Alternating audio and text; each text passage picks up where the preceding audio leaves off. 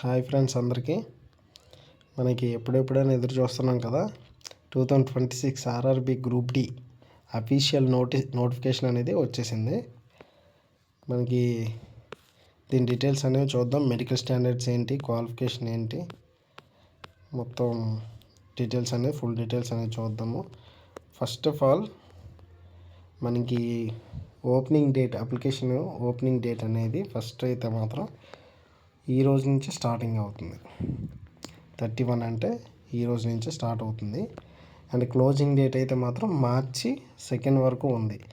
మీరు అలా అనేసి కొంచెం లేట్ చేయకండి, కొంచెం ఎర్లీగా అప్లికేషన్ పెట్టుకోవడానికి అయితే ట్రై చేయండి. ఎందుకంటే లాస్ట్లో టెక్నికల్ ఇష్యూస్ అవన్నీ వస్తుంటాయి.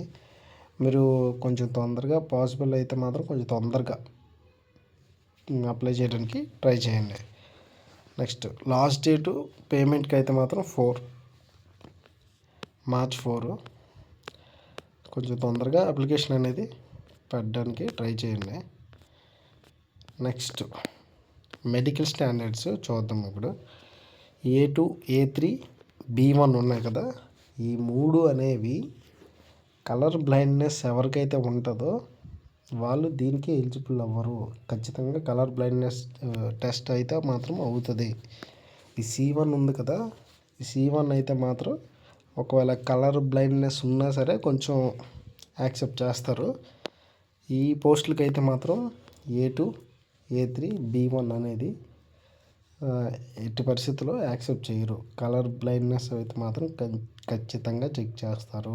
మీకు కలర్ బ్లైండ్నెస్ అది ఉంటే మాత్రం, అంటే రేట్ చీకటి గట్రా అలాంటివి ఏమైనా ఉన్నాయనుకోండి, మీరు ఖచ్చితంగా ఇందులో రిజెక్ట్ అయిపోతారు. ఈ 3 వాటిలో అంటే ఏ పోస్ట్కి ఏ మెడికల్ స్టాండర్డ్ రిక్వైర్డ్ అనేది చూద్దాము. అవి లాస్ట్లో చూద్దాం తర్వాత, లేదా దానికి వేరే ఒక వీడియో అయినా చేద్దాము. కానీ ఈ పోస్టులకు మాత్రం A2, A3, B1 అనే దానికి మాత్రం కలర్ బ్లైండ్నెస్ టెస్ట్ చేస్తారు. కొంచెం రిజెక్ట్ అయ్యే ఛాన్సులు చాలా ఎక్కువ ఉంటాయి అన్నమాట. ఓకేనా. నెక్స్ట్ C1 అనేది మాత్రం ఒకవేళ మీకు చిన్నది ఆ మాత్రం కలర్ బ్లైండ్నెస్ ఉన్నా కొంచెం పర్వాలేదు. ఓకే. నెక్స్ట్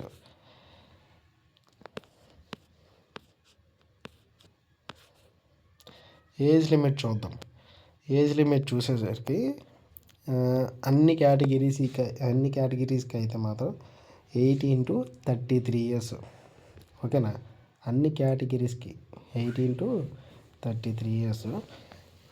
SC, STకి అయితే మాత్రం +5 years ఏజ్ రిలాక్సేషన్. అండ్ ఓబీసీకి అయితే +3 years అన్నమాట. ఓకేనా. చూసుకోండి. SC, STకి అయితే మాత్రం +5 అంటే 38 వరకు ఉంటుంది. ఓబీసీకి అయితే మాత్రం +3 అంటే 36 వరకు ఏజ్ లిమిట్ అనేది ఉంటుంది అన్నమాట. Okay. Next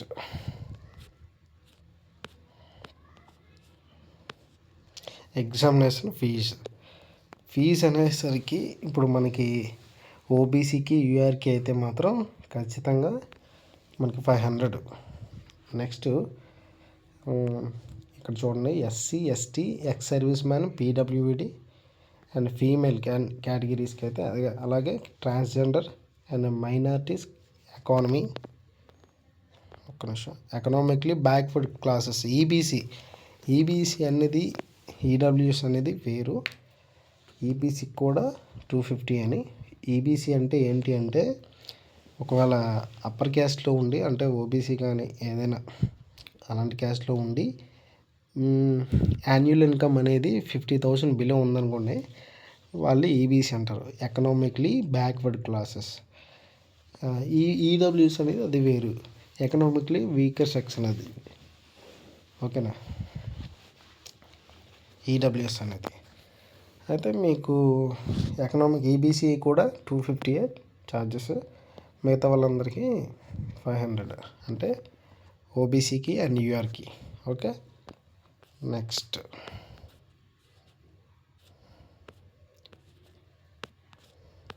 EBC and EWS వేరు. ఓకేనా.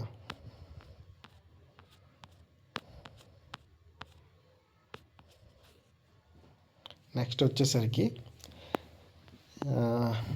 మన ఎగ్జామ్ ఎన్ని మార్క్స్కి ఉంటుందంటే మీకు తెలిసిందే, 100 మార్క్స్కి 100 క్వశ్చన్స్ 100 మార్క్స్. అందులోని సేమ్ మ్యాథ్స్ సిలబస్ అనేది అలానే ఉంది, మార్చలేదు. జనరల్ సైన్స్ అనేది 25, మ్యాథ్స్ అనేది 25 and reasoning, general intelligence and reasoning అయితే మాత్రం 30, general awareness and current affairs అయితే మాత్రం 20. ఓకేనా, మొత్తం 100 క్వశ్చన్స్ 100 మార్క్స్. టైం అయితే మాత్రం 90 minutes. ఓకేనా, అంటే 1.5 hours అనమాట. ఓకే, నెక్స్ట్ ఇందులో ఇవి ఎస్సీకి 30%, ఎస్టీకి 30%, ఈడబ్ల్యూఎస్కి 40, యూఆర్కి 40, ఓబీసీకి 30% అన్నారు. కానీ అంటే మినిమం క్వాలిఫైయింగ్ మార్క్స్ అనమాట అవి. అంతేగాని 30%, 40% వస్తే జాబ్ అనేది ఇచ్చారు, మెరిట్ రావాలి. ఓకే, అంటే కొంతమందికి డౌట్ ఉంటుంది, అందుకే క్లారిఫై చేస్తున్నాను. ఓకేనా, సిలబస్ అనేది చూసుకోండి. ఇక మ్యాథ్స్లో అంటే సేమ్ సిలబస్సే, మ్యాథ్స్ లేదు నాకు తెలిసి. Number system, BODMAS, decimals, fractions, LCM, HCF, రేషియల్, proportion and percentages, mensuration, time and work, time and distance, ఇవన్నీ సేమ్ అలానే ఉన్నాయి. ఓకే, నెక్స్ట్ పీఈటీ అనేది సేమ్ అప్పట్లోనే ఉంది. మేల్స్కి అయితే మాత్రం 100 meters 2 minutesలో 35 kg వెయిట్ అంటే శాండ్ బ్యాగ్ ఉంటుంది, ఆ బ్యాగ్ అనేది పట్టుకొని పరిగెత్తాలి.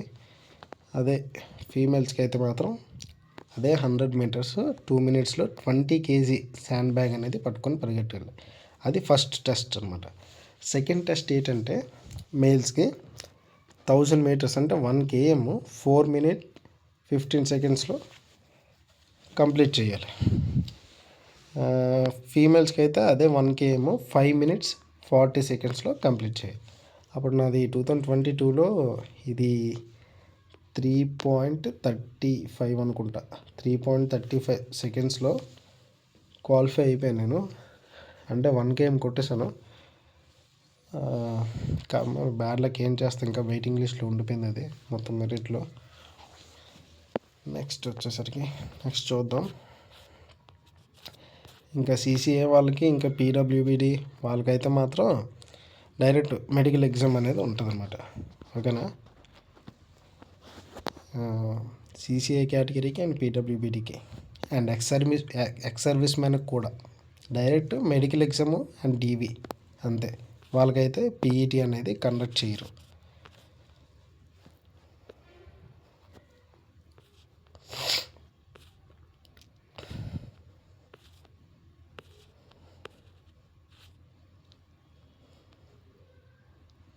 మీరు ఎలా అప్లై చేయాలో మీకు తెలుసు కదా.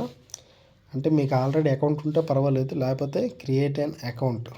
ఒక అకౌంట్ అనేది మీరు ఓపెన్ చేయండి, రిజిస్టర్ అవ్వండి. రిజిస్టర్ అయిన తర్వాత అందులోని మీకు వస్తుంది. మీకు ఎలా అప్లై చేయాలో తర్వాత చెప్తాను. ఇప్పుడు డీటెయిల్స్ అనేవి చూద్దాం. ఇంకా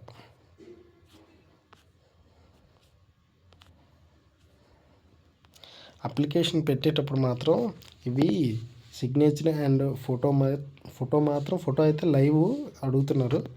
సిగ్నేచర్ ఫైల్ సైజ్ మాత్రం చూసుకోండి. కొంతమందివి అవ్వట్లేదు అంటున్నారు. మీకు సైజు 30 to 49 KB బిట్వీన్. ఓకేనా, పిక్సెల్స్ కూడా చూసుకోండి, హైట్ విడ్త్ అవన్నీ చూసుకోండి. నెక్స్ట్ క్యాస్ట్ సర్టిఫికేట్లు అయితే మాత్రం ఎస్సీ ఎస్టీకి ఫ్రీ ట్రావెల్ కోసం అయితే మాత్రం క్యాస్ట్ సర్టిఫికేట్ అప్లై చేయాల్సి ఉంటుంది. అది కూడా 400 KB లెస్ దెన్ ఉండాలి.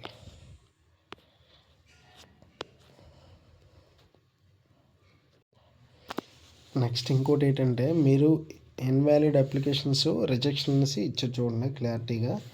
మీరు ఫోటో తీసుకున్నప్పుడు ఎలా పడితే అలా తీసుకోండి, కొంచెం నీట్గా ఉండాలి. బ్యాక్గ్రౌండ్ అనేది కొంచెం ప్లెయిన్ వైట్ కానీ ఇంకేదైనా ఉండేటట్టు చూసుకోండి. మీరు లైవ్ ఫోటో అడుగుతుంది. ఆ లైవ్ ఫోటో తీసుకున్నప్పుడు కూడా ఏది పడితే ఎలా పడితే అలా తీసుకోకండి. రిజెక్ట్ చేసే ఛాన్సెస్ అయితే చాలా ఉన్నాయి.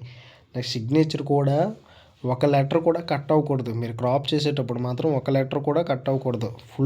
ఫుల్ సిగ్నేచర్ ఉండాలి. అలాగే నాకు తెలిసిన అమ్మాయికి అయితే మాత్రం ఒక లెటర్ అనేది చివరన కట్ అయిపోవడం వల్ల అలో చేయలేదు ఎగ్జామ్కి అయితే మాత్రం. మీరు సిగ్నేచర్ అప్లోడ్ చేసేటప్పుడు అండ్ ఫోటో అప్లోడ్ చేసేటప్పుడు మాత్రం కొంచెం జాగ్రత్తగా చూసుకోండి. నెక్స్ట్ ఇంకోటి ఏంటంటే మిస్టేక్లు అవి పెట్టకండి. క్యాస్ట్ దగ్గర అయినా సరే, నెక్స్ట్ 10th క్లాస్ మార్క్స్ మేము మొత్తం ఇయర్స్, డేట్ ఆఫ్ బర్త్ అదే వాటి దగ్గర మాత్రం మిస్టేక్స్ అయితే మాత్రం పెట్టకండి. రిజెక్ట్ అయ్యే ఛాన్సెస్ చాలా ఉంటాయి. నెక్స్ట్ మీరు యూజ్ చేసే ఫోన్ నెంబర్ మాత్రమే ఇవ్వండి. మీరు యూజ్ చేసే ఈమెయిల్ ఐడి మాత్రమే ఇవ్వండి. ఎందుకంటే తర్వాత ఎప్పుడైనా మీకు జాబ్ వచ్చినా సరే వాటికే మెసేజ్ అనేది వస్తుంది, వాటికే మెయిల్ అనేది వస్తుందన్నమాట. ఓకేనా? ఏది పడితే అది ఇచ్చేయకండి. తర్వాత మళ్ళీ అప్లికేషన్ నెంబర్ మర్చిపోయాము అది ఇది అనేసి ఎలా అనేసి అనుకోకండి. నెక్స్ట్ మీరు అప్లికేషన్ పెట్టిన తర్వాత అది స్క్రీన్ షాట్ తీసుకోవడమో లేకపోతే పీడిఎఫ్ డౌన్లోడ్ అవుతుంది. అవి ఒక దగ్గర వేరే దగ్గర రాసుకోండి. ఒకవేళ మీకు గుర్తుండకపోయినా ఫోన్ పోయినా సరే మీకు టైంకి దొరకాలి కదా మరి. లేకపోతే మీరు ఛాన్స్ ఉండదు మళ్ళీ ఒకవేళ అప్పుడు ఆప్షన్ ఇవ్వకపోతే. అందుకనేసి కొంచెం ముందు జాగ్రత్తగా ఎక్కడైనా రాసి పెట్టుకోవడమో లేకపోతే అప్లికేషన్ ప్రింట్ తీసుకోవడంటే సరిపోతుంది అనమాట. ఓకే. నెక్స్ట్